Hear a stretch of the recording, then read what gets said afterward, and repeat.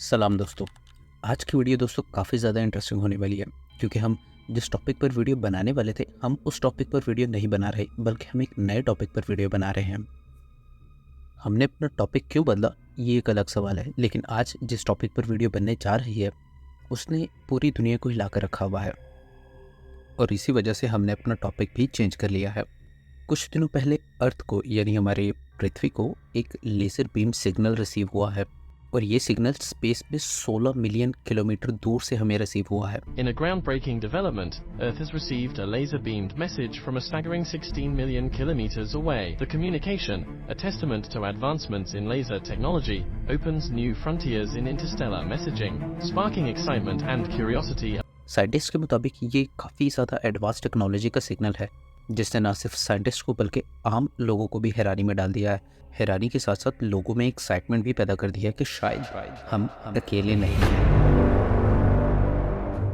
अब ये सिर्फ एक सिग्नल रिसीव हुआ है या इसके पीछे कोई मैसेज था?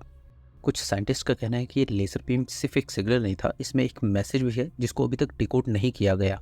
इस लेज़र बीम सिग्नल ने एक नए इंटरस्टेलर को ओपन कर दिया है, जिसमें ह्यूमन टेक्नोलॉजी में कम्युनिकेशन बेसिस पे किसी माइलस्टोन से कम नहीं है। लेज़र बीम में रिसीव होने वाले मैसेज को कितनी जल्दी डिकोड किया जा सकता है ये तो वक्त ही बता सकता है दोस्तों। और बात सिर्फ यहीं ख़त्म नहीं होती, बल्कि 2 से 3 महीने पहले यूएसए के एक फॉर्मर इंटेलिजेंस ऑफिशियल ने बताया कि उन्हें एक क्रैश साइट पर नॉन ह्यूमन बायोलॉजिक्स मिले हैं। Biologics came with some of these recoveries. Yeah. Were they, I guess, human or non-human biologics? इस खबर ने दोस्तों दुनिया को हिला कर रख दिया। इसी के साथ दोस्तों 3 साल पहले इसराइल के एक former space security chief Haim Eshed का एक बयान जारी हुआ, जिसमें उन्होंने बताया कि इसराइल और अमेरिका दोनों ही एलियंस के कांटेक्ट में हैं। इस सीक्रेट रिलेशनशिप के बारे में बाकी यूएस प्रेसिडेंट की तरह डोनाल्ड ट्रंप भी जानते हैं। The former Israeli space chief, who created a flurry after claiming that aliens do exist and that they are in touch with world powers, has also claimed that US presidents, including Donald Trump, knows about them.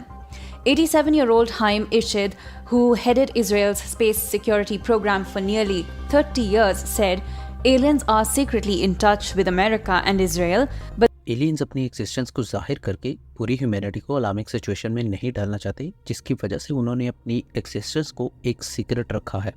Aliens humanity को किसी भी तरह से नुकसान नहीं पहुंचाएंगे, इसीलिए वो सीक्रेटली मूव कर रहे हैं। ये सब कुछ कहना था हाइम इशाद का। इन दोनों इंसिडेंट्स ने दोस्तों एक साथ काफ़ी सवालों को जन्म दे दिया है, जिनमें से कुछ मेन क्वेश्चंस जो आपके भी मन में जाग रहे होंगे, हम उनको डिस्कस करेंगे। एक जनरल क्वेश्चन, एलियंस है या नहीं? और अगर एलियंस वाकई में हैं तो वो हमसे छुपते क्यों हैं? और अगर एलियंस हैं तो फर्मी पैराडॉक्स का क्या होगा? और अगर एलियंस वाकई में चाहते हैं कि हम उनकी एक्सिस्टेंस से इग्नोर रहें और ये ना जान पाए कि वो एग्जिस्ट करते हैं या नहीं, तो कुछ समय बाद वो हमें सिग्नल्स क्यों भेजते हैं? इन सभी बातों को गहराई से जानने की कोशिश करते हैं आज की इस वीडियो में।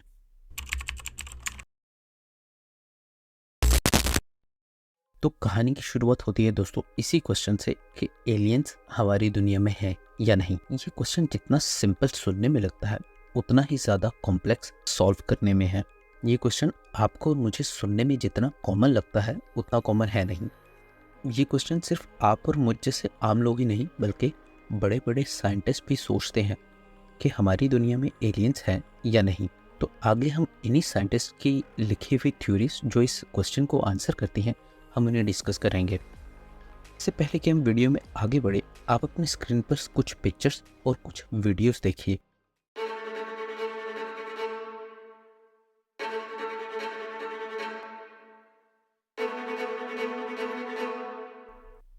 अब इन सभी वीडियोस और पिक्चर्स में आपने एक आखिर में पिक्चर देखी, जिसमें ये दिखाया गया कि एक यूफो एक डस्टबिन को अपनी तरफ खींच रहा है। इस पिक्चर के ऊपर होने वाली डिस्कशन ने दोस्तों एक क्वेश्चन को जन्म दिया। अब ये डिस्कशन किन के दरमियान हो रही थी? ये डिस्कशन हो रही थी एनरिको फर्मी और उनके साथियों की। एनरिको फर्मी के बारे में जो व्यूवर्स नहीं जानते, हम उनको बता दें कि एनरिको फर्मी एक फिजिसिस्ट थे जिन्होंने 2 दिसंबर 1942 यानी 2 दिसंबर 1942 को दुनिया का पहला न्यूक्लियर रिएक्टर बनाया। और एक ऐसा एक्सपेरिमेंट कंडक्ट किया जिसमें हमें दुनिया का सबसे पहला self sustain nuclear chain reaction देखने को मिला। एनरिको फर्मी के ऊपर भी दोस्तों हम अलग से वीडियो एक ज़रूर बनाएंगे, लेकिन अभी हम टॉपिक पर वापस आते हैं। एनरिको फर्मी अपनी टीम के साथ रेस्टोरेंट में बैठे लंच कर रहे थे जब एक मैगजीन पर छपने वाली इस पिक्चर ने उनका ध्यान खींचा और इस डिस्कशन में उन्होंने अपने साथियों से ये सवाल पूछा, अगर हमारी दुनिया में दूसरे लोग हैं तो वो दूसरे लोग हैं कहाँ? Where is everybody? यही सवाल दोस्तों बन गया फर्मी पैराडॉक्स। अब ये पैराडॉक्स कहता क्या है? ये फर्मी पैराडॉक्स कहता है कि हमारे स्पेस का वो हिस्सा जो हम ऑब्जर्व कर सकते हैं, जिसे ऑब्जर्वेबल यूनिवर्स कहते हैं, वो है 93 बिलियन ईयर्स। इसका मतलब ये हुआ कि अगर हम ऑब्जर्वेबल यूनिवर्स में एक एंड से दूसरे एंड तक जाते हैं तो हमें 93 बिलियन ईयर्स लगेंगे एक एंड से दूसरे एंड तक जाने में। साइंटिस्ट का एस्टिमेट है कि हमारे यूनिवर्स में 2 या 2 ट्रिलियन से ज़्यादा गैलेक्सीज मौजूद हैं, और जो 2 ट्रिलियन गैलेक्सीज हैं उसमें हर एक गैलेक्सी में मिलियंस ऑफ स्टार्स हैं, यानी 1 लाख मिलियन से भी ज़्यादा स्टार्स हैं। हर एक पर मिलियंस ऑफ प्लैनेट्स मौजूद हैं। तो दोस्तों ये 2 ट्रिलियन गैलेक्सीज और उनमें मौजूद लाखों मिलियन स्टार्स और उनके अंदर मौजूद लाखों प्लैनेट्स हैं।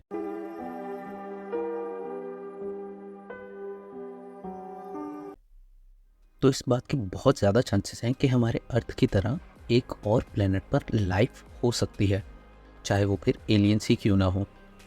इन सभी फैक्ट्स के बावजूद कि हमारा यूनिवर्स बहुत ज़्यादा बड़ा है, किसी न किसी प्लेनेट पर लाइफ ज़रूर होगी, और वो लाइफ हमें अभी तक नहीं मिली, ना ही हमें कोई एलियंस मिले। और ये हमें क्यों नहीं मिले? यही है फर्मी पैराडॉक्स। बात के काफ़ी ज़्यादा हाई चांसेस हैं कि हमारे यूनिवर्स में कहीं ना कहीं एलियंस ज़रूर हो, लेकिन फिर भी हम उनकी एग्जिस्टेंस को साबित नहीं कर पाए। एलियंस की एग्जिस्टेंस को प्रूफ करने के लिए हमें आज तक कोई सबूत नहीं मिला, और इसी सवाल के जवाब के लिए बहुत से साइंटिस्ट ने अपनी पूरी ज़िंदगी गुजार दी।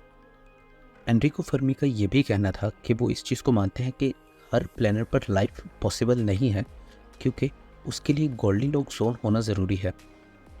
अगर हम आसान लफ्ज़ों में समझना चाहें तो गोल्डीलॉक्स एक ऐसा एनवायरनमेंट है जिसमें लाइफ जन्म ले सकती है, यानी पनप सकती है। और इसकी बेस्ट एग्जांपल हमारा अर्थ है, क्योंकि हमारा अर्थ जो है वो गोल्डीलॉक्स के जोन में आता है। गोल्डीलॉक्स जोन में लाइफ एग्जिस्ट करती है, यानी हमारा अर्थ बहुत ज़्यादा ठंडा भी नहीं है और बहुत ज़्यादा गर्म भी नहीं है। हमारा अर्थ एक नॉर्मल टेम्परेचर पर है जहाँ पर लाइफ एग्जिस्ट कर सकती है।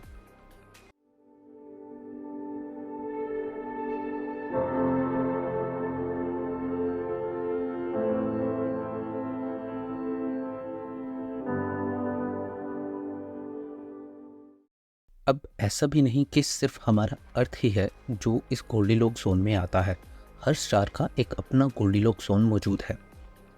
स्टार जितना छोटा होगा उसका गोल्डीलॉक्स जोन उतना ही पतला और कमज़ोर होगा, और स्टार जितना बड़ा होगा उसका गोल्डीलॉक्स जोन उतना ही ज़्यादा बड़ा और चौड़ा भी होगा। अब शायद यहाँ पर कुछ व्यूवर्स के जहन में ये सवाल आ रहा हो कि अगर स्टार्स में गोल्डीलॉक्स जोन है तो वहाँ पर लाइफ भी होगी, लेकिन ऐसा बिल्कुल नहीं है। अगर कोई स्टार या प्लेनेट किसी गोल्डीलॉक्स जोन में आता भी है तो इसकी कोई गारंटी नहीं है कि वहाँ पर लाइफ मौजूद हो। अब अगर गोल्डीलॉक्स जोन में भी लाइफ होने की कोई गारंटी नहीं, तो वो कौन से ऐसे पैरामीटर्स हैं जिनको पूरा करने के बाद हमें पता चलता है कि उस स्टार पर लाइफ है या नहीं?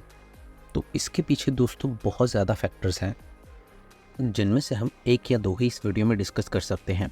अब इसके कितने % चांसेस है कि एक स्टार पर लाइफ हो सकती है या नहीं, इसके लिए हमारे पास एक फॉर्मूला तो है, लेकिन उसका आंसर नहीं।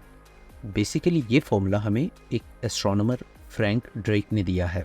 फ्रैंक ड्रेक ने फॉर्मूला ये इसलिए क्रिएट किया था ताकि वो ये देख सकें कि हमारी गैलेक्सी में कितनी ज़्यादा टेक्निकली एडवांस सिविलाइजेशंस हैं।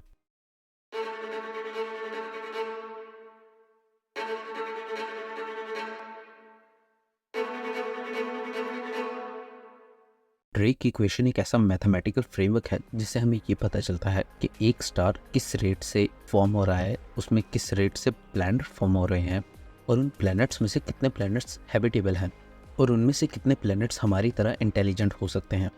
फिज़िक्स और एस्ट्रोनॉमी के प्रोफेसर एडम फ्रैंक, जिन्होंने एक पेपर पब्लिश किया कुछ साइंटिस्ट के साथ मिलकर ड्रेक इक्वेशन को सॉल्व करते हुए। उनका कहना था कि अगर हम मान भी लें कि हमारी सिविलाइजेशन पूरी मिल्की वे गैलेक्सी में अकेली इंटेलिजेंट सिविलाइजेशन है, तो उसकी प्रोबेबिलिटी 1 इन बिलियन ट्रिलियन होगी।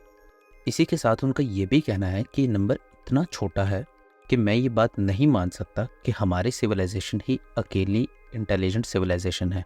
हमसे पहले भी इंटेलिजेंट सिविलाइजेशन ज़रूर आई होगी। इसके पीछे भी दोस्तों काफ़ी रीजंस हैं, जिनमें से 1 या 2 हम आपके साथ डिस्कस करते हैं। नंबर 1, हमारा ऑब्जर्वेबल यूनिवर्स। ऑब्जर्वेबल यूनिवर्स में बहुत सारे प्लैनेट्स हैं जहाँ पर लाइफ होने के चांसेस हैं। और दूसरा ये कि हमारा यूनिवर्स बहुत ज़्यादा पुराना है।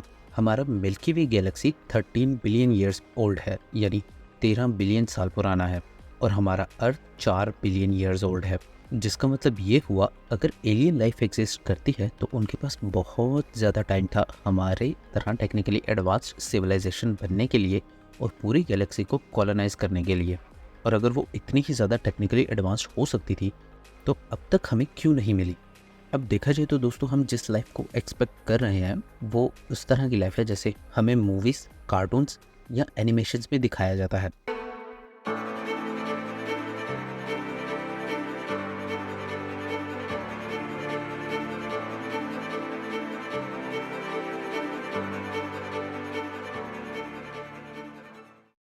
अर्थ के बाहर किसी दूसरे प्लेनेट पर लाइफ होना एक अलग बात है और एक सिविलाइजेशन का एग्जिस्ट करना वो एक अलग बात है। अगर हम लाइफ की बात करें तो लाइफ हर तरह की है, जैसे पेड़ पौधे, जानवर, परिंदे, कीड़े, उन सब में लाइफ एग्जिस्ट करती है, लेकिन कोई सिविलाइजेशन एग्जिस्ट नहीं करती सिवाय हम इंसानों के। हमने अपने लिमिट्स को बहुत ज़्यादा एक्सपैंड किया है। हमने पानी पर चलने के लिए कश्तियों से लेकर बड़े बड़े जहाज़ बनाए हैं, हवा में उड़ने के लिए एयर जेट्स बनाए हैं और बादलों में रहने के लिए स्काई स्क्रैपर्स बनाए हैं। इसी तरह अर्थ पर ह्यूमन लाइफ के अलावा अगर आप किसी और लाइफ को देखते हैं तो वो इतनी ज़्यादा टेक्निकली एडवांस नहीं है, चाहे वो समुद्र के अंदर हो, चाहे वो जंगल में हो, चाहे वो ज़मीन पर ही क्यों ना हो। तो इस बात के काफ़ी हाई चांसेस हैं कि स्पेस में लाइफ एग्जिस्ट करती हो, लेकिन वो टेक्निकली एडवांस लाइफ नहीं हो, यानी वो लाइफ इतनी ज़्यादा स्मार्ट या इतनी ज़्यादा एडवांस नहीं हो जितनी हमें टीवी, मूवीज़ या एनिमेशंस में दिखाई जाती है। इसका एग्जांपल हम दोबारा अर्थ से ले सकते हैं, यानी हमारे अर्थ में वैरायटी ऑफ लाइफ है, लेकिन इस वैरायटी ऑफ लाइफ में सिर्फ ह्यूमन ही एक ऐसी इंटेलिजेंट लाइफ है जो टेक्नोलॉजी पर वर्क कर सकती है और टेक्निकली एडवांस हो सकती है। अब 1 मिनट के लिए हम मान भी लें कि पृथ्वी की तरह मिल्की वे गैलेक्सी में एक और प्लेनेट भी है जहाँ पर ह्यूमंस की तरह सिविलाइजेशन मौजूद है, तो क्या वो सिविलाइजेशन हमसे कांटेक्ट कर सकती है या हम उनसे कांटेक्ट कर सकते हैं? इसका जवाब है नहीं। साइंटिस्ट का कहना है कि एक सिविलाइजेशन को दूसरी सिविलाइजेशन के साथ कम्युनिकेट करने के लिए टेक्निकली बहुत ज़्यादा एडवांस होना पड़ेगा, लेकिन तब तक वो सिविलाइजेशन ख़त्म हो जाएगी। वो इसलिए क्योंकि हमारा मिल्की वे गैलेक्सी बहुत ज़्यादा बड़ा है। हम इसको एक रियल लाइफ एग्जाम्पल से समझते हैं। नवंबर 16, 1974 को हमारी तरफ से यानी ह्यूमंस की तरफ से एक मैसेज स्पेस में भेजा गया था। आप अपनी स्क्रीन पर जो मैसेज देख रहे हैं ये वही मैसेज है जो उस वक्त की सबसे पावरफुल रेडियो टेलीस्कोप से भेजा गया था। अब ये मैसेज कहाँ भेजा गया था? ये मैसेज भेजा गया था हरकुलिस कॉन्स्टेलेशन में स्टार सिस्टम M13 को। M13 दोस्तों एक स्टार सिस्टम है जो हमारे अर्थ से 21,000 लाइट ईयर्स दूर है, जिसका मतलब ये है कि अगर वो मैसेज M13 तक पहुंच भी जाता है तो उसको 21,000 लाइट ईयर्स लगेंगे। मिरेकलसली अगर ये मैसेज डिलीवर हो भी जाता है और वहाँ से रिप्लाई भी आ जाता है तो उस रिप्लाई को वापस रिसीव होने में 21,000 लाइट ईयर्स और लगेंगे। तो टोटल में मिलाकर 42,000 लाइट ईयर्स का टाइम रिक्वायर्ड होगा। और 42,000 लाइट ईयर्स का मतलब ये है कि अगर हम स्पीड ऑफ लाइट से भी ट्रैवल करते हैं तो हमें 42,000 ईयर्स का टाइम रिक्वायर्ड होगा। और इतने लंबे समय तक कोई भी सिविलाइजेशन एग्जिस्ट नहीं कर पाएगी। इवन हमारा अर्थ भी इतने लंबे टाइम तक एग्जिस्ट नहीं कर पाएगा। चलिए एक और मिनट के लिए हम अज्यूम कर भी लेते हैं कि हम टाइम को बीच में से स्किप कर देते हैं, यानी 21,000 लाइट ईयर्स जाने के और 21,000 लाइट ईयर्स वापस मैसेज आने के टाइम को हम स्किप कर देते हैं और हमारा कांटेक्ट किसी दूसरी सिविलाइजेशन से हो भी जाता है। तो इस बात की कोई गारंटी नहीं है कि मिलने वाली सिविलाइजेशन या जो सिविलाइजेशन हमसे कनेक्ट हो रही है वो हमें फ्रेंडली नज़र से देखे हो सकता है वो सिविलाइजेशन फ्रेंडली ना हो बल्कि हमें एनिमी की नज़र से देखे, और अगर वो सिविलाइजेशन हमसे ज़्यादा पावरफुल हुई तो वो हमें ख़त्म भी कर सकती है। तो चलिए वापस रियल टाइम में आ जाते हैं। रियल टाइम एलियंस इस दुनिया में है या नहीं, इस बात को अब तक हम नहीं जानते, लेकिन इस पूरे वीडियो में हमने आपके सामने दोनों लॉजिक्स रखे हैं। वो थ्योरीज जो एलियंस की एग्जिस्टेंस के होने के हक में है, और वो थ्योरीज जो एलियंस की एग्जिस्टेंस को डिनाई करते हैं। अगर आप वीडियो में अब तक हमारे साथ बने हुए हैं तो हम आपसे रिक्वेस्ट करेंगे कि आप हमें अपनी राय, अपना ओपिनियन कमेंट्स बॉक्स में ज़रूर बताएं। डू एलियन एग्जिस्ट और नॉट। उम्मीद है दोस्तों हमेशा की तरह आपको हमारी वीडियो इन्फॉर्मेटिव लगी होगी। अगर आपको हमारी वीडियो इन्फॉर्मेटिव लगी तो हमें कमेंट्स बॉक्स में ज़रूर बताएं। वीडियो को लाइक, सब्सक्राइब और शेयर कीजिए। ये आपके लिए फ्री है, लेकिन हमें अगली वीडियो के लिए बहुत ज़्यादा मोटिवेट करता है। खुश रहें, आबाद रहें।